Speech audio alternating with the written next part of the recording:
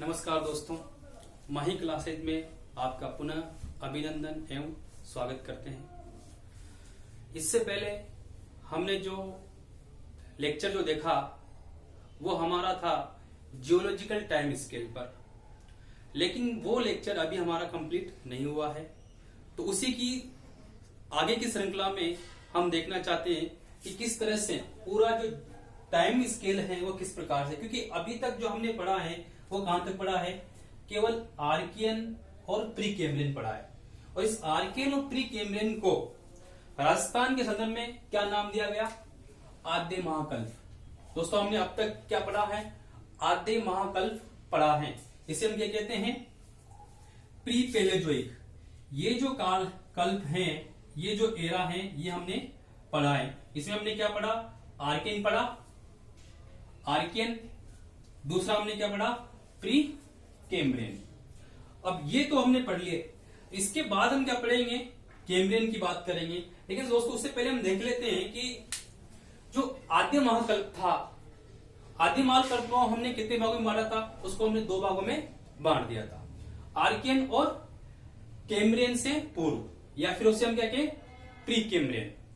और आर्कियन जो है उसे हम क्या कह सकते हैं, अरावली से पहले का काल, अरावली के पहले का काल। अर्थात अरावली अभी बनी नहीं, अरावली किसमें बनी थी, प्री कैम्ब्रियन में, जिसकी हमने चर्चा कर ली थी कि अरावली किसमें बनी, प्री कैम्ब्रियन में। तो प्री कैम्ब्रियन का पहला क्या है, प्री अरावली, उसे हम कह सकते हैं। या फिर उसे अब इस काल में पृथ्वी की उत्पत्ति के बारे में हम देखा, तो इस काल में जो चट्टानें पाई जाती थी उसको राजस्थान में क्या नाम दिया गया, भीलवाड़ा सुपर ग्रुप। इसके बारे में हम पढ़ चुके हैं, भीलवाड़ा सुपर ग्रुप के बारे में। हालांकि भारत के संदर्भ में उसे क्या बोलते हैं, बुंदेलखंड नीस कहा जाता है। तो ये सबसे, यानी राजस्थान की सबसे प्राचीन चट्टान जो है वो किस समूह से है, वो समूह कौन सा है, भीलवाड़ा सुपर ग्रुप से संबंध रखती है। सबसे प्राचीन चट्टान कौन सी है, नीस ग्रेनाइट, जिसके बारे में हम पढ़ चुके हैं। और इसी का दूसरा पार्ट था कैम्ब्रियन से पूर्व।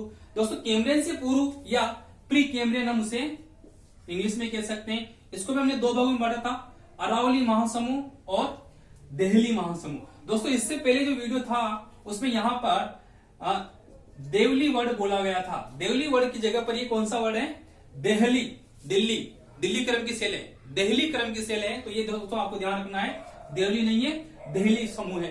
तो देहली समूह में यानी कि कैम्ब्रियन से पूर्व को, यानी प्री कैम्ब्रियन को दो भागों में बांट दिया, अरावली महासमूह और देहली महासमूह। अरावली महासमूह को हमने बांटा था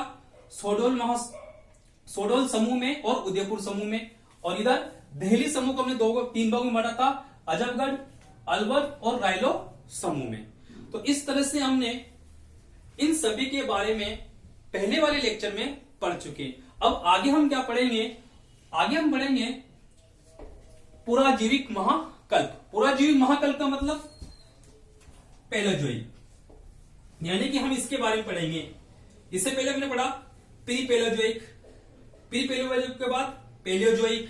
तो अभी हम पढ़ेंगे पैलेजोइक के बारे में। अब दोस्तों पैलेजोइक में थोड़ा समझ लीजिए, पैलेजोइक में क्या है। पैलेजोइक जो है वो Cambrian, Ordovician, Silurian, Devonian, carboniferous और प्रेमियम, कितने कालों में बटा हुआ है, यानी कि कितने शक में बटा हुआ है, पीरियड में कितने बटा हुआ है। देखो 1 2 3 4 5 6 शक में ये बटा हुआ है। लेकिन हम इसको राजस्थान के संदर्भ में पढ़ेंगे तो उसका पार्ट बिल्कुल अलग है। तो आपको ये ध्यान रखना पड़ेगा कि पैलेजोइक जो है, पैलेजोइक के जो शक हैं वो कितने, Cambrian, Ordovician, Silurian, Devonian, carboniferous और प्रेमियम।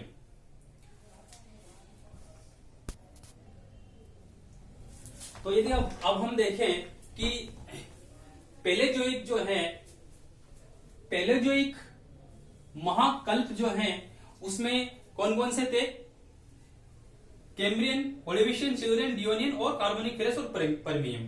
तो दोस्तों इसको भी हमने, पैलेजोइक को भी हमने भारत के संदर्भ में, या फिर हम कहेंगे विशेष राजस्थान की दृष्टि से हमने इसको दो भागों में बांट दिया। किसको, पुराजीविक को, यानी कि पैलेजोइक। कितने भागों में, दो भागों में। दो भागों में कहां से बांटा, दोस्तों हमने बांटा इसको, यहां से यदि हम देखें कैम्ब्रियन, कैम्ब्रियन, ऑर्डोविशियन, सिल्यूरियन और डियोनियन, ये जो डिवाइडेशन है यहां तक का भाग है विंध्यन समूह महासमूह के रूप में। यानी कि इस काल में भारत या राजस्थान के भूभाग पर जो चट्टानें निर्मित हुई हैं वो इन काल की हैं, और इन काल की चट्टानों को हमने क्या नाम दिया? विंध्यन महासमूह दिया गया। दोस्तों ये याद रखना है, विंध्यन महासमूह जो कौन कौन समय से हैं, यानी कि कैम्ब्रियन, ऑर्डोविशियन, सिल्यूरियन और डियोनियन। यहां विशेष रूप से यह भी ध्यान रखना है कि कैम्ब्रियन युग की चट्टानें जो हैं वो कुछ क्षेत्र पे ही पाई जाती है। राजस्थान में कैम्ब्रियन युग की जो चट्टानें हैं वो मालानी उपक्रम के रूप में पाई जाती है, कुछ अलवर के पास भी पाई जाती है, लेकिन ज्यादा नहीं पाई जाती, बहुत कम मात्रा में इस प्रकार की इस काल की चट्टानें पाई जाती है। तो विंध्यन समूह में विशेष रूप से कौन आता है? ऑर्डोविशियन, सिल्यूरियन और डियोनियन। कहां से कहां तक? Ordovician, Silurian, Devonian. क्योंकि कैम्ब्रियन युग की चट्टानें राजस्थान में कम पाई जाती है, इसलिए इनका विशेष अध्ययन नहीं हुआ है।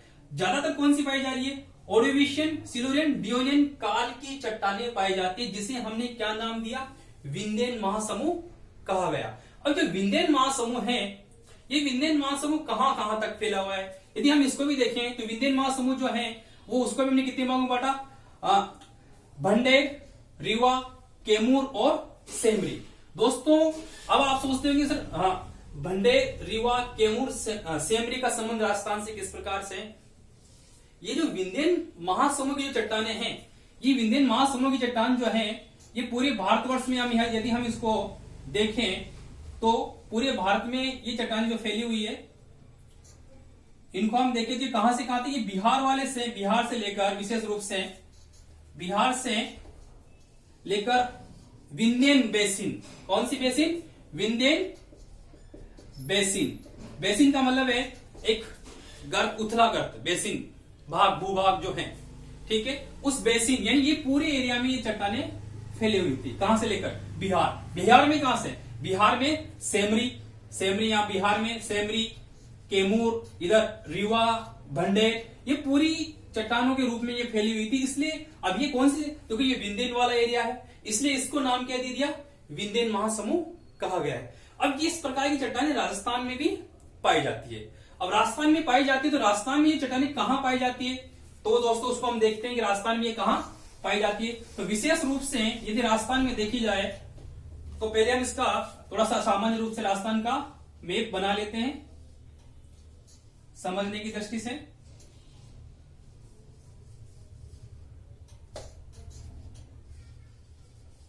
ये राजस्थान में हम देखें तो राजस्थान में ये जो चट्टानें हैं और विंध्यन समूह है, तो दोस्तों विंध्यन समूह कहां है? मध्य प्रदेश दक्षिण तरफ। तो ये नहीं, विंध्यन समूह कहां पाया जाएगा? सबसे पहले हम देखें तो मालवा पठार, ये जो एरिया है मालवा पठार का जो एरिया है, इस एरिया में मालवे पठार पर इस प्रकार की चट्टानें पाई जाएगी। दूसरी हम कहां देखें? दूसरी पाई जाएगी डांग क्षेत्र। कौन सा क्षेत्र? डांग। दूसरा क्षेत्र कौन सा है? डांग क्षेत्र। दोस्तों डांग क्षेत्र कौन सा? करौली, धौलपुर, सवाई माधोपुर। यहां पर धौलपुर, करौली, सवाई माधोपुर, ये जो सारा एरिया है, ये सारा एरिया किस पे था? विंध्यन महासमूह का था। तो राजस्थान में विंध्यन महासमूह की चट्टानें कहां कहां पाई जाती है? एक तो डांग क्षेत्र और दूसरा मालवा क्षेत्र। मालवा क्षेत्र में चित्तौड़ वाले एरिया में विशेष रूप से पाई जाती है।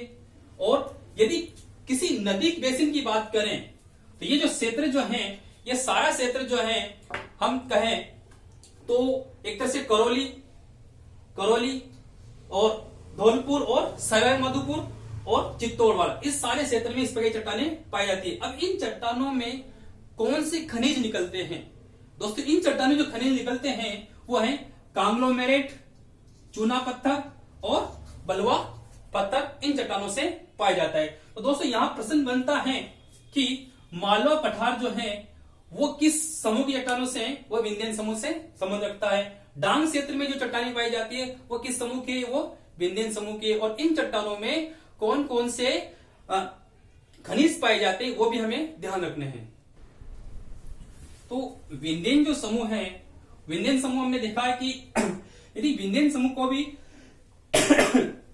हमने पूर्व की ओर देखा कि पूर्व में कहां था, पूर्व वाला एरिया जिसमें कौन सा, मालवा और डांग क्षेत्र, ये पूर्व की तरफ था, यानी कि डांग क्षेत्र में और मालवा में, इन दोनों क्षेत्रों में पूर्व में ये पाए गए, क्योंकि ये एरिया कौन सा है, पूर्वी। यदि हम पश्चिम की बात करें कि विंध्यन समूह की चट्टानें क्या पश्चिमी राजस्थान में भी पाई जाती है, हाँ पश्चिमी राजस्थान में भी विंध्यन समूह की चट्टानें पाई जाती है, जिसको हमने कितने भागों में बांट दिया, उसको भी हमने 2 भागों में बांट लिया। दोस्तों ये गोंडवाना का नहीं है, ये विंध्यन समूह का ही है, इसको भी, हाँ ये है पूर्वी राजस्थान और ये है पश्चिमी राजस्थान। यानी पश्चिमी राजस्थान में कहां पर, बाप बोल्डर और भादुरा। दोस्तों ये बाप बोल्डर और भादुरा जो है, बाप बोल्डर और भादुरा ये किसमें है, जोधपुर में, दोनों किसमें है, जोधपुर में है। तो जोधपुर जिले के अंदर ये दोनों क्षेत्र हैं, बाप बोल्डर और भादुरा, यहां पर भी विंध्यन समूह की चट्टानें पाई जाती हैं। तो ये बाप बोल्डर और यहां, अच्छा दोस्त समझना ये है कि यदि हम देखें कि पूरा जो क्षेत्र है वो पूरा क्षेत्र, पूरा राजस्थान की बात करें केवल हम, हालांकि ये जो विंध्यन समूह है ये पूरे वर्ल्ड में भी फैला हुआ है, लेकिन हम राजस्थान की बात कर रहे हैं कि राजस्थान में किस तरह से, अब देखिए कि पूरे राजस्थान में ये कोई चट्टानें जमी हुई है। अब अपक्षय अपर्दन के कारण यहां से कुछ भाग कट जाएगा, कुछ भाग क्या हो जाएगा, कट जाएगा, नदियों द्वारा, हवा के द्वारा, वर्षा के जल के द्वारा कट गया। कटने के बाद कुछ भाग बचा हुआ है शेष, तो कुछ भाग जो शेष बचा हुआ है वो यहां पर ही बचा हुआ है, बाप क्षेत्र में, बाप क्षेत्र या बाप ग्राम है जोधपुर का, उसके आसपास, और भादुरा इनके बीच में कुछ क्षेत्र इधर डांग वाले एरिया में दिखाई देता है, उसकी हम बात की, जो दिखाई दे रहा है दृश्य रूप में जो उपस्थित है वो है। तो इस तरह से ये है तो पूरा एरिया में पूरा में था, लेकिन अभी वर्तमान में जो अवशेष देखने को मिलते हैं वो केवल इन्हीं क्षेत्रों में देखने को मिलते हैं, डांग क्षेत्र में और मालवा के क्षेत्र में देखने को मिलते हैं। अब ये डांग क्षेत्र जो है, सॉरी बाप जो है और बोल्डर, अब यहां पर क्या है कि इस समय हिमयुग के अवशेष भी हमें देखने को मिलते हैं। हिमयुग के मतलब यदि हम देखें कि विंध्यन महासमूह के अंतर्गत बाप बोल्डर और भादुरा जो है, इस क्षेत्रों में विशेष रूप से बाप बोल्डर में यहां पर जलवायु परिवर्तन के साक्ष्य मिलते हैं। ये बोल्डर का मतलब क्या होता है, बोल्डर का मतलब होते हैं हिमनद, बोल्डर का मतलब हिमनद जो होती है, हिमनद मतलब बर्फ की नदी, हिम की नदी जब प्रवाहित होती है, बहती है, तो वो कुछ कंकर पत्थरों को अपने साथ परिवहन करती हुई कहीं के निक्षेपित कर देते, तो बड़े बड़े कंकर पत्थर जो हैं वो क्या कहलाते हैं, बोल्डर कहलाते हैं। तो ये बोल्डर हमें कहां देखने को मिलते हैं, बाप बोल्डर यानी बाप क्षेत्र में, इसलिए इसको हमने बाप बोल्डर के रूप में जाना। इसी प्रकार से भादुरा के क्षेत्र में भी ये देखने को मिलते। तो ये अब आप सोचो कि राजस्थान में बाप बोल्डर मतलब बोल्डर हिम वाले पत्थर कहां से आए, इसका मतलब यहां पर पहले कोई जलवायु दूसरी थी, यहां ठंडी जलवायु थी, शीत जलवायु थी, तो यानी कि ये जो क्षेत्र है ये शीत जलवायु के साक्ष्य भी हमें प्रदान करता है। जलवायु शीत थी, अभी गर्म है, यानी जलवायु परिवर्तन हो गया, तो यानी कि ये क्षेत्र हमें जलवायु परिवर्तन किसके रूप में, ये क्षेत्र हमें किसके रूप में दिखाई देता है, एक तो हिमनद के अवशेष, दूसरे हिमनद के अवशेष देखने को मिलते हैं, और जलवायु परिवर्तन।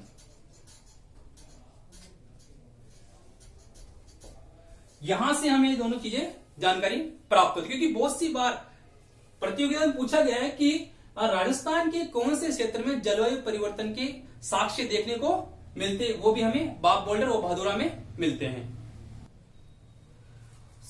दूसरा हम देखें कि भादुरा और बाप बोल्डर जो एरिया है, यहां पर जब हिमनद बहती है तो वो अपने साथ बड़े बड़े कंकर पत्थर लेके जाती है। यदि मान लो सपोज कीजिए कोई नदी बह रही है, नदी का मतलब है हिमनद। अब दोस्तों आप सोचते होंगे हिमनद कैसे बहेगी। हिमनद की गति हमें पता नहीं चलती कि हिमनद बहती है। ये जो हिमनद वाला टॉपिक है हम इसमें भौतिक भूगोल में इसको विशेष रूप से पढ़ेंगे। यहां हमें समझना है कि कोई हिम का ढेरे बर्फ है वो आगे की ओर गति करता है। गति करने से इसके साथ जो बड़े बड़े कंकर पत्थर जो इसकी तलहटी में लगे रहते हैं ये इस क्षेत्र को रगड़ लगाते हैं। यहां पर घर्षण लगता है और घर्षण बल से यहां पर क्या है बहुत सारी खरोंचे बनी हुई है किसकी बोल्डर से।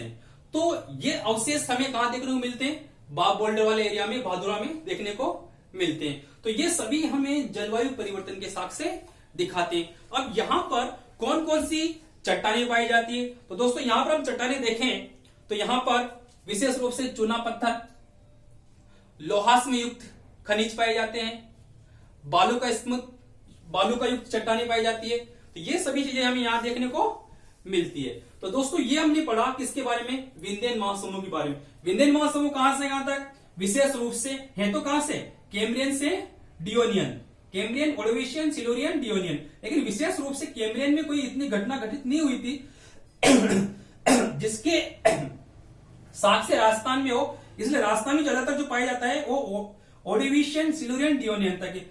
अब यदि हम देखें किसमें कार्बोनिक फेरस और परमियम तो कार्बोनिक फेरस और परमियम को एक नाम दिया गया कार्बोनिक फेरस और परमियम। यानी कि हम कह सकते हैं पेलेजोइक का अंतिम समय, पेलेजोइक का अंतिम समय में कौन सा पीरियड था कार्बोनिक फेरस और परमियम। और इसको क्या नाम दिया हमने, इसको नाम दिया हमने गोंडवाना महासमूह, जिसे कार्बोनिक परमियम महासमूह भी कहते हैं। तो विंध्यन समूह के बाद हम देखें तो गोंडवाना महासमूह। अब गोंडवाना महासमूह जो है वो कहां से कहां तक है। हमने देखा है कि गोंडवाना महासमूह जो है वो कार्बोनिक फेरस से परमियम तक है। तो इसलिए इसे कार्बोनिक फेरस परमियम महाकाल भी कहा जाता है या महासमूह हम इसे कहते हैं। अब इसको भी हमने क्या किया, इसको भी हमने दो भागों में बांट दिया। एक तो बिरमानिया बेसिन और एक है नागौर बेसिन। दोस्तों पहले हम देख लेते हैं नागौर बेसिन में, नागौर बेसिन का जो क्षेत्र है वो यानी कि इस गोंडवाना काल महासमूह जो है कार्बोनिक फेरस परमियम जो है इसमें हम देखें तो कार्बोनिक फेरस जब पृथ्वी में सर्वप्रथम जो कोयला हमें प्राप्त हो रहा है वो कोयला कौन से समय का है कार्बोनिक फेरस का। अब कार्बोनिक फेरस से संबंधित चट्टानें यहां पाई जाएगी।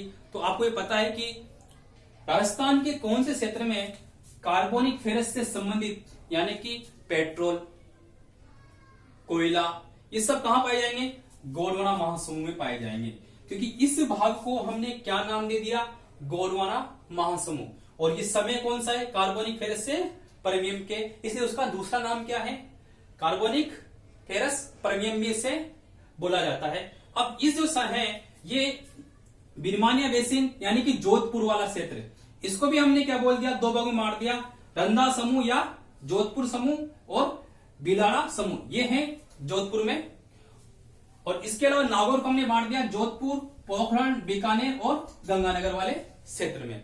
यानी कि यदि हम राजस्थान को हम देखें तो राजस्थान का जो ऊपर वाला जो पोर्शन है ये वाला ये नागौर बेसिन का वाला क्षेत्र दे दिया और नीचे हम देखें जोधपुर वाला एरिया में, इन क्षेत्रों में हमने इसको दो भागों में बांट दिया यानी कि बिरमानिया बेसिन और नागौर बेसिन बांट दिया। अब यहां से जो प्रश्न बनता है, प्रश्न किस प्रकार से बनता है, अब प्रश्न जो बनेगा कि कौन से महासमूह में खनिज तेल प्राप्त होगा। खनिज तेल कहां से प्राप्त होगा गोंडवाना महासमूह से संबंधित प्राप्त होगा। यानी इन क्षेत्रों में कोयला, कि कोयले का संबंध किससे है कार्बोनिक फेरस युग से। तो कार्बोनिक फेरस युग में पृथ्वी के अंदर कोयले की उत्पत्ति हुई, पृथ्वी के हलचल से दबने से कोयले की उत्पत्ति। तो कोयले संबंधित जानकारी हमें कहां से प्राप्त होती है या कोयला कहां से प्राप्त होता है गोंडवाना महासमूह की चट्टानों से प्राप्त होता है। तो विशेष रूप से गोंडवाना महासमूह जो है इसमें कौन सी चट्टानें पाई जाती है। तो दोस्तों इसमें डोलोमाइट और चूना पत्थर विशेष रूप से पाया जाता है। कौन सा? डोलोमाइट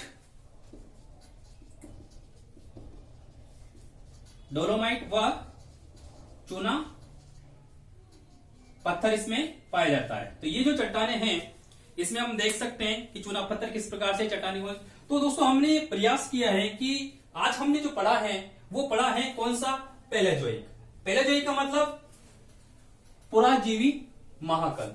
उसको भी दो भागों में बांट दिया। कौन सा? विंध्यन महासमूह और गोंडवाना महासमूह। इनको भी फिर अलग अलग क्षेत्र के हिसाब से जहां जैसी चट्टाने पाई जाएगी, जो चट्टाने जिस काल की थी, जो शेष बची हुई चट्टाने हैं, उन शेष बची हुई चट्टानों को उस क्षेत्र का नाम के आधार पर हमने डिवाइड कर दिया और उसको भी हमने अलग अलग तरीकों से बांट के पढ़ लिया। तो हमने कहां तक पढ़ा है? हम पैलेजोइक। अब अगला जो लेक्चर हम पढ़ेंगे वो किसमें पढ़ेंगे? वो क्या पढ़ेंगे? मेसोजोइक वाले काल के रूप में पढ़ेंगे। धन्यवाद।